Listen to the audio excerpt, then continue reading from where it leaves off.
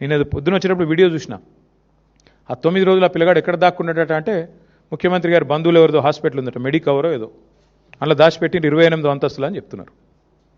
ముఖ్యమంత్రి గారు సమీప బంధువులు దగ్గర బంధువులు హాస్పిటల్లో దాచిపెట్టారంట. ఇది పరిస్థితి. నేను ఏదో వీడియో చూశాను, వాస్తవం ఏందో మీరు చెప్పాలి. మీడియా పరిశోధనాత్మక జర్నలిజం చేసేది మీరు కాబట్టి మీరు చెప్పాలి, మాకేం తెలుసు. చివరికి దిక్కులేక నేను హైకోర్టుకు సల్యూట్ చేస్తున్నా. బెయిల్ కోసం ప్రయత్నం చేసిండ్రు మీరు, అది రాకపోతే సచ్చినట్టు నువ్వు అరెస్ట్ అంటావు, ఆయన లొంగుబాటు అంటాడు. ఇద్దరు డ్రామాలు, తోడు దొంగలు, సిగ్గులేదు ఇంకా మాట్లాడడానికి.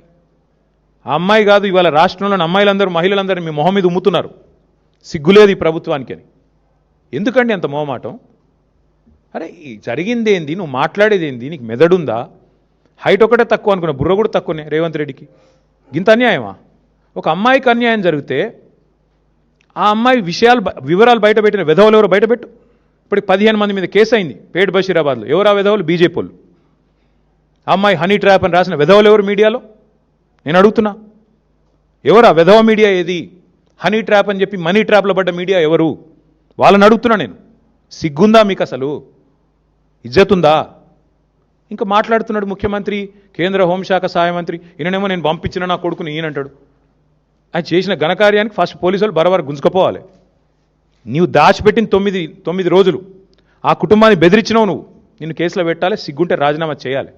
ఇంకా మీదికెళ్ళి ఏదో చాలా ఇద్దరు శుద్ధ పూసల్లాగా, సత్యసంధుల్లాగా, సత్య హరిశ్చంద్రుడు కజిన్ బ్రదర్స్ లాగా ఏదో యాక్టింగ్లు, మళ్ళీ మీదికెళ్ళి దానికి ప్రమోషన్లు.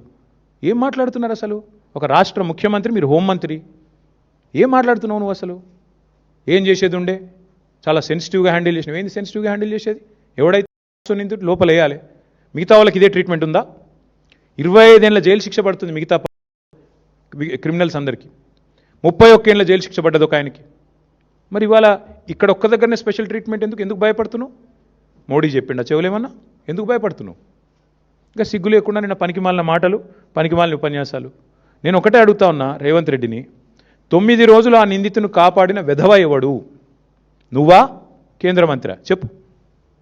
9 రోజులు ఎక్కడ దాచిపెట్టారు? మీ పోలీసులు అంత పనికి మాలినోళ్ళు అయిపోయినరా? రేవంత్ రెడ్డి రాగానే దొరుకుతలేరా మీకు? కరీంనగర్లో తుపాకులు పట్టుకొని పొద్దున పూట కాలిస్తే వాళ్ళని పట్టుకోవడానికి 15 రోజులు పడుతుంది నీకు.